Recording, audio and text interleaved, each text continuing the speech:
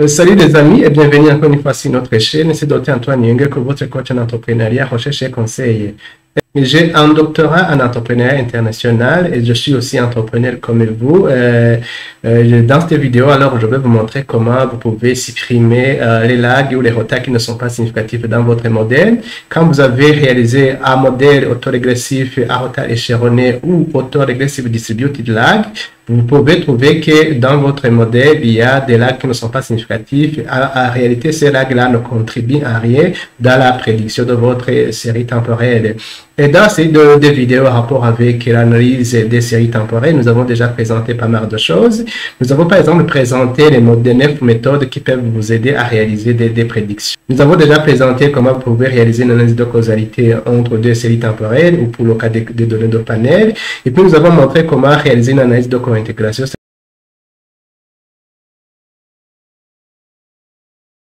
C'est-à-dire une analyse de relations à long terme, l'existence de relations à long terme entre vos séries temporelles. Nous avons aussi montré comment vous pouvez réaliser un modèle de vecteur à correction d'erreur ou en anglais vector error correction lorsque vos données sont lorsque vos séries temporelles sont co-intégrées et qu'elles sont intégrées d'ordre 1. Et puis nous avons montré comment vous pouvez réaliser le modèle autorégressif qu'on appelle en anglais VAR ou vector autorégressive, qui est un modèle qui est utilisé lorsque les séries sont intégrées de l'ordre 1, mais quand vous testez la co-intégration, il n'existe pas de co-intégration dans vos séries temporelles. Et puis nous avons montré aussi un autre modèle qui peut être utilisé lorsque les séries temporelles sont intégrées de l'ordre différent, soit une série intégrée de l'ordre 1, 2 ou 3.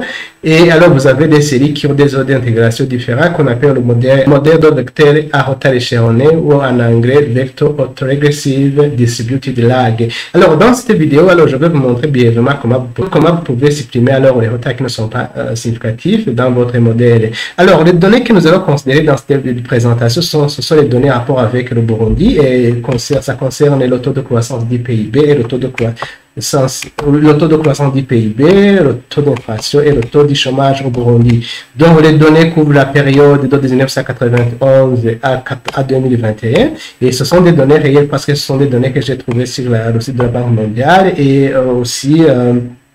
alors, pour faire cette présentation, vous avez besoin de certaines librairies justement pour faire les analyses préliminaires. Vous avez besoin, par exemple, de la librairie CLSI, Time Series.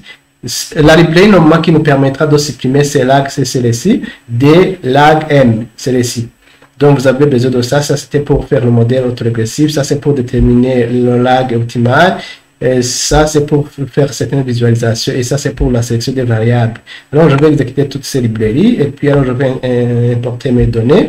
Normalement, ça, une partie de cette présentation a été réalisée dans la vidéo précédente en rapport avec le modèle autorégressif à retard échelonné, mais pour ceux qui n'ont pas vu alors cette vidéo, je vais justement rappeler toutes les étapes pour ne pas sauter directement à la suppression des lags sans même voir comment réaliser certains tests. Donc voilà, je vais d'abord importer les données. Voilà, ça c'est pour montrer un logiciel là où c'est stocké mes données. Voilà, ça c'est la base de données que je vais importer.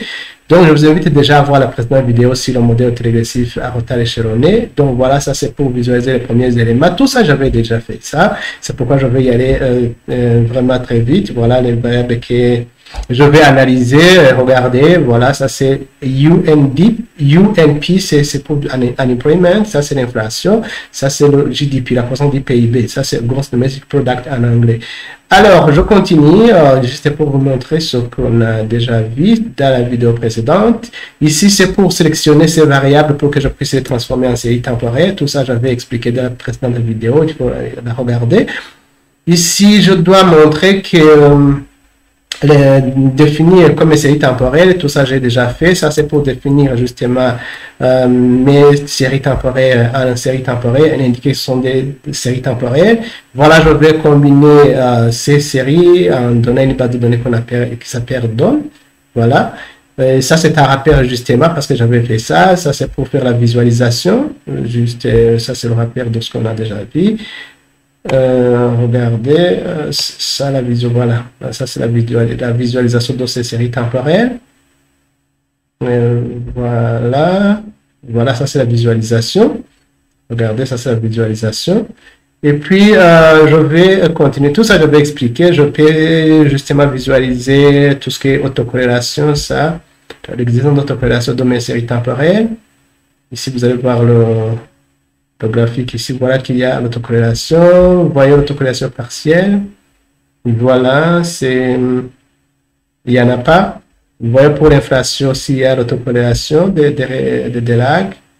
Voilà, il y en a parce que non, il n'y en a pas. Voyons pour l'autocorrélation partielle de l'inflation, au niveau de l'inflation.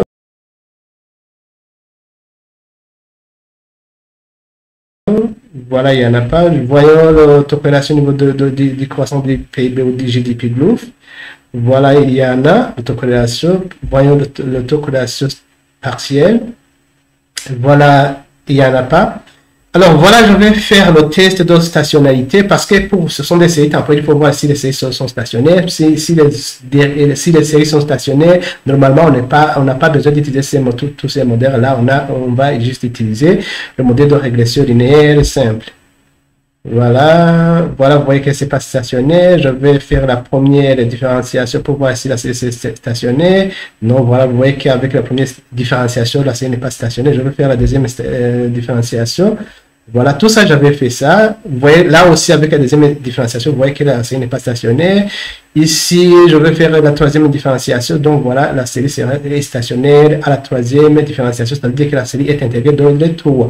Je vais aussi faire rapidement avec l'inflation. Je vais tester la stationnarité. Vous voyez que c'est pas stationnaire. Je vais faire la première différenciation pour voir si la série est stationnaire à la première différenciation. Vous voyez que si je considère justement la plus-value de 5%, vous voyez que la série n'est pas stationnaire. Je vais faire la première différenciation, plutôt la deuxième différenciation pour voir si la série est stationnaire, pour voir l'ordre de l'intégration. Vous voyez que la série est stationnaire. Quand je fais deux différenciations, ça veut dire que la série est intégrée d'ordre 2.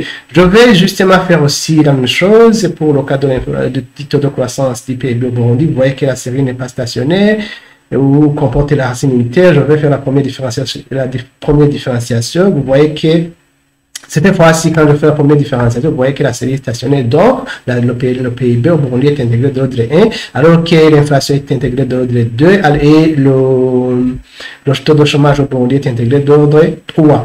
Alors, ça c'était pour la stationnarité. Donc, vous voyez que, comme je vous l'ai dit, le modèle autorégressif à retard échelonné sont utilisés. Ces modèles sont utilisés justement lorsque les séries sont intégrées d'ordre différents.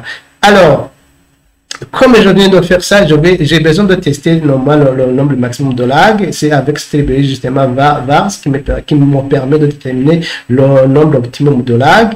Alors quand je fais ça, le modèle justement se basant sur le critère AIC va déterminer le nombre optimal de lag. Et comme vous le voyez les amis ici, vous voyez que normalement on a le modèle qui a été obtenu, c'est le modèle qui est inclus.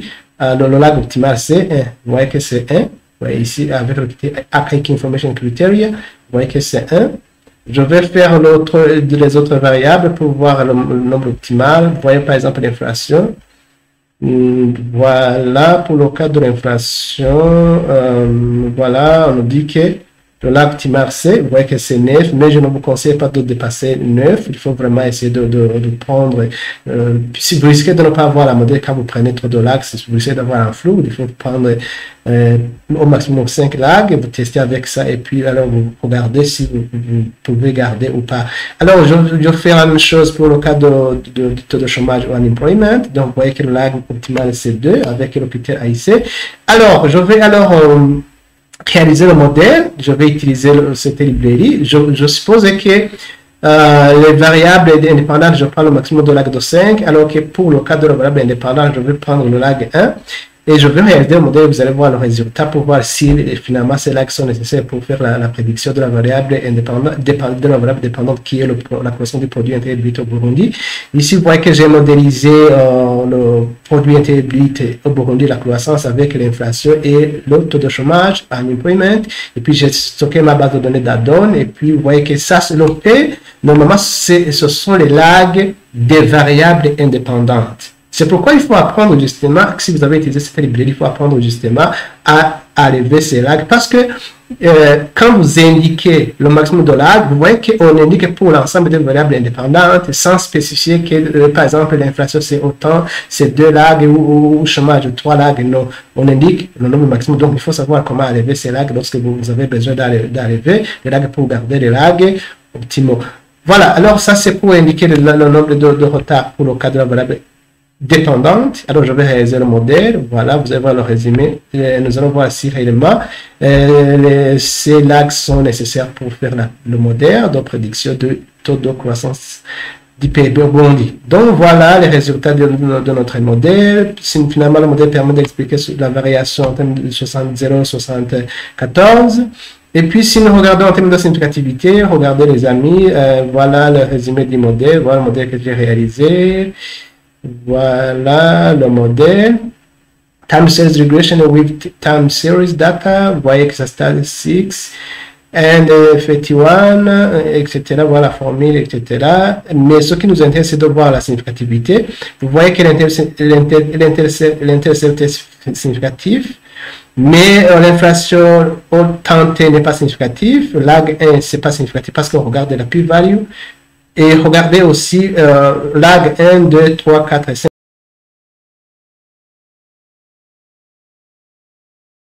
Puisqu'on a considéré 5, vous voyez qu'un retard n'est significatif. Donc, il peut être utilisé justement pour prédire le taux de croissance du PIB bondi. Nous considérons aussi, nous analysons le cas du taux de chômage en unemployment. Le taux de chômage au temps T, vous voyez qu'il y a le coefficient négatif, mais ce n'est pas significatif. Au lag 1, 2, 3, 4, 5, vous voyez que ce n'est pas significatif parce que les p-values sont supérieures à 5%. Alors, pour le cas de la GDP ou le taux de croissance du PIB Burundi, vous voyez que le lag 1, comme vous le voyez ici, le lag 1, vous voyez que il est négatif, mais il n'est pas significatif. Donc, il ne peut pas être utilisé pour prédire le taux de croissance du PIB Burundi. Alors, nous allons continuer avec la suppression de ces lags. Ici, vous voyez, pour supprimer les lags pour les variables indépendantes, normalement, vous utilisez cette commande. Ici, vous pouvez renommer comme vous voulez, mais vous devez indiquer la liste. Ça, c'est la première variable indépendante. Ça, c'est la deuxième variable indépendante. Si vous avez plusieurs variables indépendantes, vous devez alors les indiquer comme ça. Ici, j'allais faire la virgule et indiquer l'autre variable. Ici, ce sont les lags que je vais supprimer. Si je vais supprimer 2 et 4, j'indique ici 2 et 4. Si je vais supprimer, par exemple, dans la deuxième variable 1 et 5, j'indique 1 et 5. Alors, voilà la commande. Ici, vous voyez que j'ai créé l'ensemble des lags à supprimer dans chaque variable indépendante. Ici, je vais garder dans l'immo. Voilà, vous voyez que c'est liste. Ici, vous voyez que c'est liste parce que des fois, vous pouvez aussi ajouter la variable indépendante en même temps. Dans ce cas, j'allais faire la virgule et indiquer le lag pour le variable dépendante. Je vais exécuter cette commande. Regardez. Et puis après, je vais vous montrer comment vous pouvez arriver dans les deux modèles, dans les deux variables plutôt, les deux types de variables indépendantes et dépendantes. Alors, je vais faire le modèle en incluant, vous voyez, tous les lags pour le cas des variables indépendantes. Et ici, je vais, ici, vous voyez, j'ai mis 2, mais je pouvais, parce que c'est 2 qui a été jugé, le nombre de lags, c'était 2 qui était jugé optimal. Et puis alors, vous voyez que j'ai ajouté une commande remove. Remove, vous voyez que le remove, là, la fonction remove, ça s'applique ici. Vous voyez que ça va enlever ce que j'ai spécifié ici comme variable indépendante. Alors, je vais faire le modèle et vous allez voir que vous voyez que dans ce modèle-là que j'avais réalisé précédemment, vous voyez qu'il y a les lags. En fait, je vais enlever normalement ça. En fait, je cherche à enlever ça, tout ça, jusqu'à 5. Tout c'est ça que je vais supprimer. Et ici, je supprime tout ça, jusqu'ici. Voilà. Voilà, je fais ça, puisque ce n'est pas significatif. Donc, je vais exécuter et vous allez voir que cette fois-ci, ces lags-là ne vont pas apparaître dans notre modèle. Donc, voilà. Et vous voyez ici, les amis, que les lags ont été supprimés pour ces variables. Regardez. Ces lags-là ont été supprimés. Alors, je vais vous montrer aussi comment, là aussi, même si on a supprimé, vous voyez que ce n'est pas significatif. Mais ici, le coefficient de l'inflation tentée, il est négatif, mais il n'est pas significatif parce que la p-value est supérieure à 5%. Le coefficient de chômage, il est positif, mais il n'est pas significatif. Et pour le cas du lag 1, pour le GDP, pour le produit intérieur brut, vous voyez que à 5%, c'est pas significatif, mais aussi pour le cas du lag 2, il n'est pas aussi significatif à 5%, aussi de 5%. Alors, je vais vous montrer alors comment on peut exprimer partout pour les deux cas.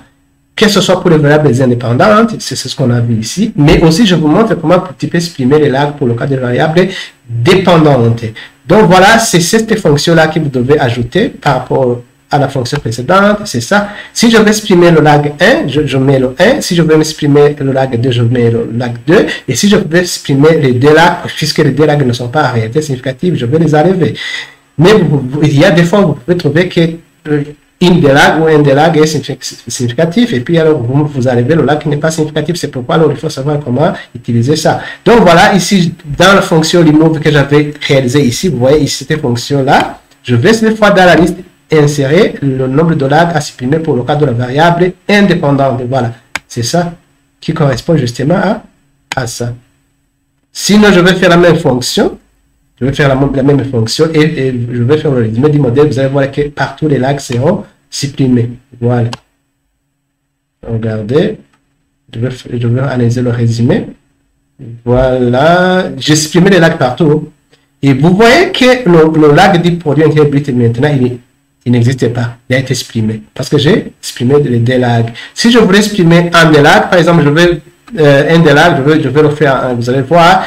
Ici, vous voyez que les lags de l'inflation et du taux de chômage, vous voyez qu'ils ont été exprimés. Dans ce cas, vous voyez que la valeur augmentée de l'inflation est significative parce que la plus-value est inférieure à 5%. Mais le coefficient du taux de chômage au Burundi qui est de 5 n'est pas significatif, aussi de 5%. Parce que la plus-value est supérieure à 5%.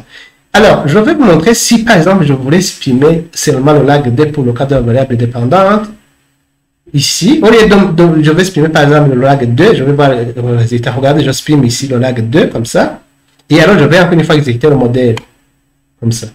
Et vous allez voir, cette fois-ci, le lag 1 du GDP sera présenté dans les résultats. Regardez, cette fois-ci, vous voyez que le lag 2 a été inclus dans le modèle. Donc, c'est comme ça qu'on peut exprimer les lags dans votre modèle si vous avez trouvé que ce n'est pas significatif. Donc voilà comment vous pouvez supprimer certains lags. Donc voilà les amis, c'était juste pour vous montrer comment vous pouvez supprimer les lags qui ne sont pas significatifs dans votre modèle autorégressif, rotal échelonné ou autorégressif distributed lag.